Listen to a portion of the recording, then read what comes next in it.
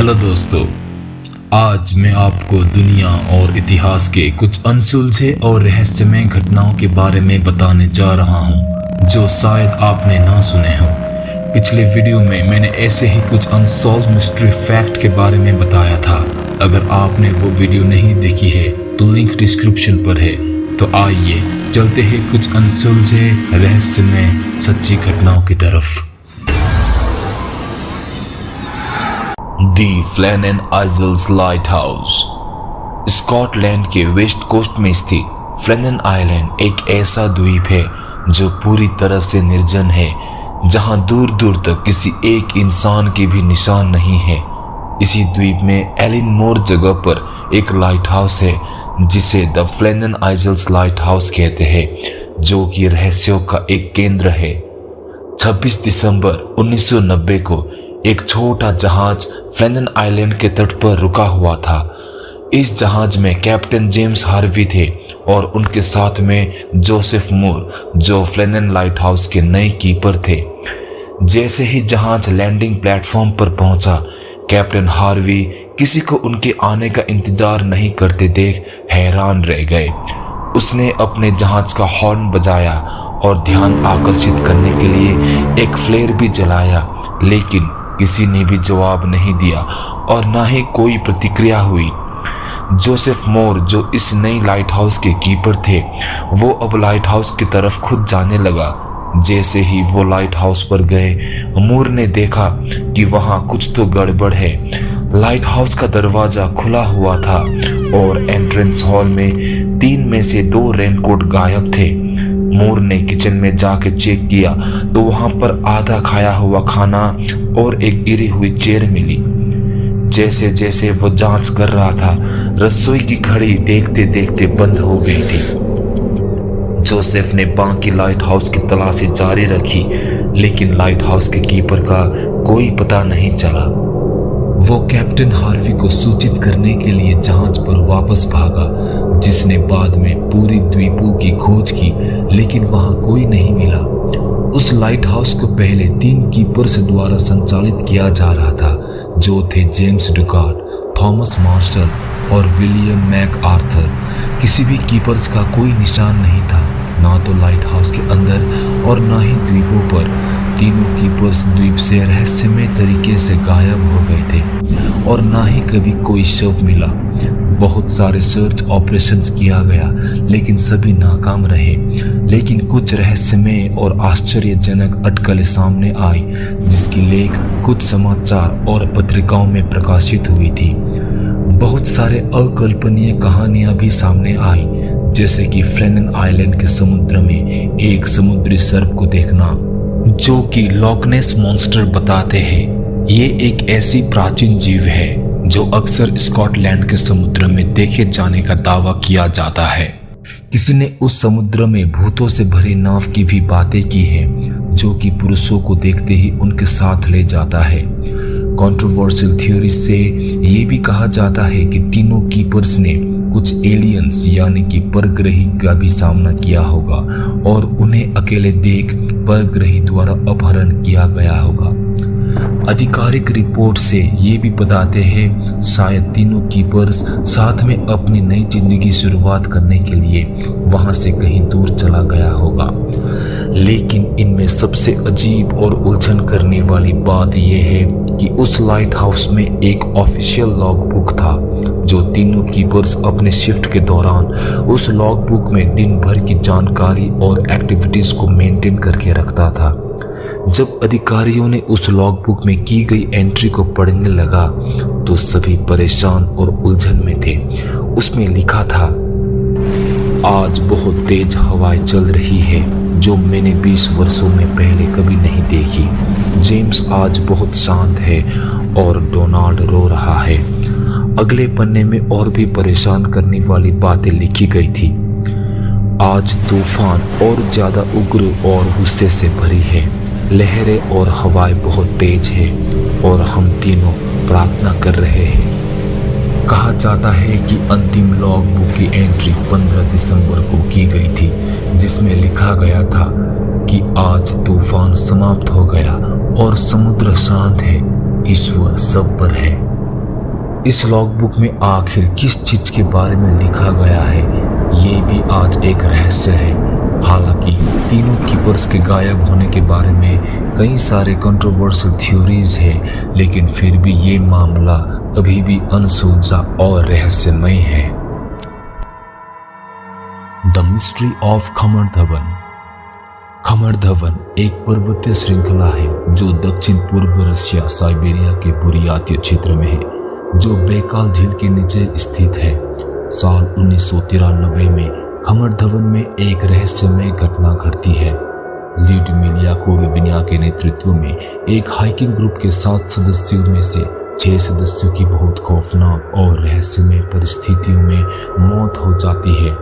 2 अगस्त 1993 को सभी 7 सदस्य अपने निश्चित जगह में पहुंच जाते हैं, जहां से वे अपनी यात्रा शुरू करने वाले थे। इस यात्रा में 2 ग्रुप थे। एक ग्रुप को ल्यूडमिला कोरोविना की बेटी नैटालिया नेतृत्व कर रही थी और दूसरा ग्रुप को खुद ल्यूडमिला देख रही थी। ल्यूडमिला और नैटालिया ने एक हाइकिंग प्लान बनाया था, जहां पर वे सभी पर्वत के 2 अलग अलग रास्ते से यात्रा शुरू करेंगे और ठीक 3 दिन के बाद दोनों ग्रुप एक शीर्ष स्थान पर मिलेंगे। शुरुआत के 2 दिनों तक यात्रा योजना के मुताबिक अच्छा चल रहा था, लेकिन 5 अगस्त के आते ही कई मुसीबतों का सामना करना पड़ा। मौसम के पूर्वानुमान गलत साबित हुए और वे बारिश के तूफान से प्रभावित हुए। ल्यूडमिला और उनके सदस्यों ने इस तूफान से बचने के लिए एक स्थान में कैंप लगाने का फैसला किया। ल्यूडमिला की ग्रुप काफी धीमी गति से चल रही थी। अगले दिन ल्यूडमिला की बेटी नैटालिया और उसका समूह उस स्थल पर पहले पहुंचा जहां वे सभी मिलने वाले थे, लेकिन उसकी मां ल्यूडमिला और उसका समूह कभी नहीं आए और ना ही कभी देखी। 10 अगस्त को कुछ लोग नाव से गुजर रहे थे और उन्हें एक अकेली लड़की मिली जो खमर धवन पर्वत की नदी के किनारे पेड़ों के बीच में खड़ी थी और उन्हें देख रही थी।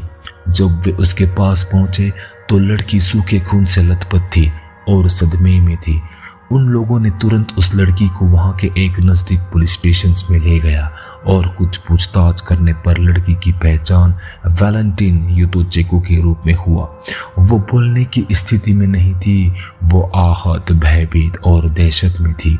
हालांकि कई वर्षों बाद वो धीरे धीरे ये बताने में सक्षम रही कि उसके साथ आखिर क्या हुआ था। वो ल्यूडमिला की हाइकिंग ग्रुप के सदस्यों में से एक थी। वैलेंटिन ने बताया, जब सभी सदस्य सुबह का नाश्ता करने के बाद जब यात्रा के लिए पहाड़ पर चढ़ाई करने लगे, तभी उनमें से सांचा, जो ग्रुप के सबसे पीछे था, अचानक से जोर से चिल्लाने लगा। जब सब लोग मुड़ के देखा तो उसकी आंख और कानों से खून निकल रहे थे और मुंह से झाग भी निकल रहे थे। ल्यूडमिला जब उसके पास दौड़ी और सांची को होश में लाने के लिए कोशिश कर रही थी, तभी कुछ मिनट बाद सभी ने ल्यूडमिला को भी चीखते हुए सुना और उसके भी वही लक्षण थे। और इस तरह देखते देखते ल्यूडमिला और सांची की वहीं पर रहस्यमय मौत हो गई। अब बाकी के सदस्य इस नज़ारा को देख के इतने दहशत में थे कि वे वहां से भागने लगे, लेकिन कुछ ही पल में वहां पर सभी सदस्य इसी तरह रहस्यमय तरीके से मरने लगे। लेकिन इनमें से 2 सदस्यों की मौत इतनी भयानक और आश्चर्यजनक रूप से हुई कि उन्होंने खुद का गला घोंटकर और अपने ही सिर को पेड़ों पर मारकर खुद को मार डाला था। इस रहस्यमय घटना में सिर्फ वैलेंटिन ही बच गई। खमर धवन की ये घटना इतनी खौफनाक और रहस्यमय है कि आज तक इसे सही तरीके से कोई भी समझ नहीं पाया है। स्कॉटलैंड में ओवरटोन ब्रिज नाम का एक पुल है जो कुत्तों को उनकी मौत के लिए कूदने के लिए बुलाता है। ये ब्रिज डॉग सुसाइड पॉइंट के नाम से काफी लोकप्रिय है।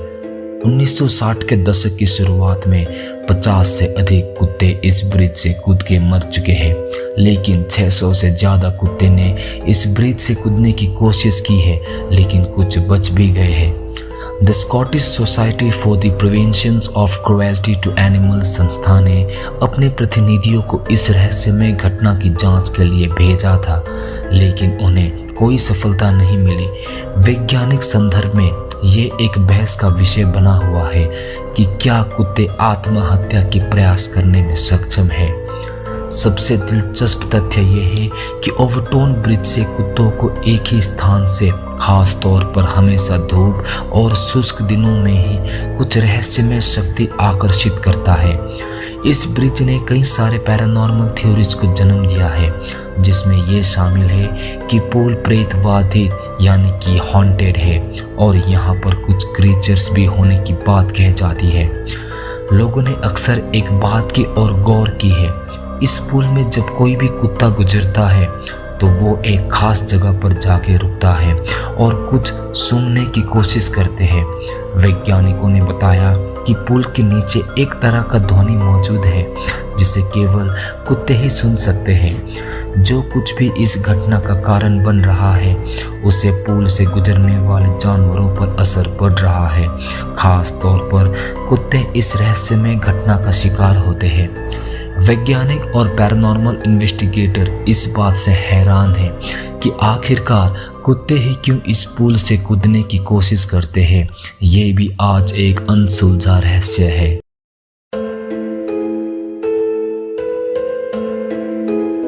जटिंगा भारत के असम राज्य का एक गांव है। ये खूबसूरत गांव अपने एक रहस्यमय मामले के लिए बेहद मशहूर है। जटिंगा उन जगहों में से एक है जहां हर साल मानसून के मौसम में एक रहस्यमय और अजीब सी घटनाएं होती है। सूर्यास्त के ठीक बाद 300 से 500 प्रवासी पक्षी अचानक से सामूहिक आत्महत्या करते हैं। यह रहस्यमय घटना हर साल सितंबर से नवंबर के महीने में शाम 7 बजे से रात 10 बजे के बीच होती है। इस अजीब घटना के घटित होने के समय वहां पर कुछ एक धुंधली सी हवा या कोहरे छाए रहते हैं और कुछ ही पल में सभी पक्षी आसमान से गिरने लगते हैं। जटिंगा की इस घटना को लेकर कई सारे साइंटिफिक थ्योरीज और अंधविश्वास है। जैसे कि वहां के स्थानीय लोगों का मानना है कि पक्षियों पर कुछ रहस्यमय बुरी आत्माएं हमला करते हैं, जो वहां के तांत्रिकों द्वारा काला जादू को सिद्ध करने के लिए पक्षियों की बलि दी जाती है।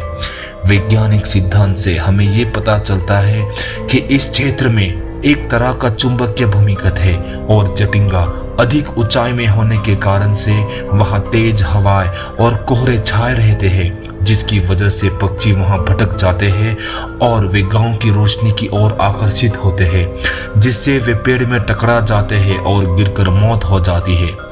हालांकि ये थ्योरीज भी उतना सही नहीं है क्योंकि सभी पक्षी पेड़ से नहीं टकराते और वैज्ञानिक भी इसे कभी साबित नहीं कर पाए हैं। लेकिन सबसे बड़ा सवाल और रहस्य ये है कि आखिरकार सभी पक्षी रात के 7 और 10 बजे के बीच में ही क्यों मरते हैं और क्यों सितंबर महीने में ही ये घटना घटती है। आखिर बाकी महीने में और दोपहर को पक्षी क्यों नहीं उड़ते। आज भी ये एक काफी उलझन करने वाली बात है और इसी को लेकर ये रहस्य बना हुआ है। तो दोस्तों, ये थी दुनिया की कुछ अनसॉल्व मिस्ट्रीज जो आज तक रहस्यमय और कंट्रोवर्शियल थ्योरी का केंद्र बना हुआ है। मैंने यहाँ पर सिर्फ एक छोटे संदर्भ में आपको घटनाओं का वर्णन किया है। अगर आप किसी एक टॉपिक के ऊपर बहुत गहराई और विश्लेषण में वीडियो चाहते हैं तो कमेंट बॉक्स में ज़रूर मेंशन कीजिए। अगर आपको आज की ये वीडियो पसंद आए तो प्लीज़ लाइक करें।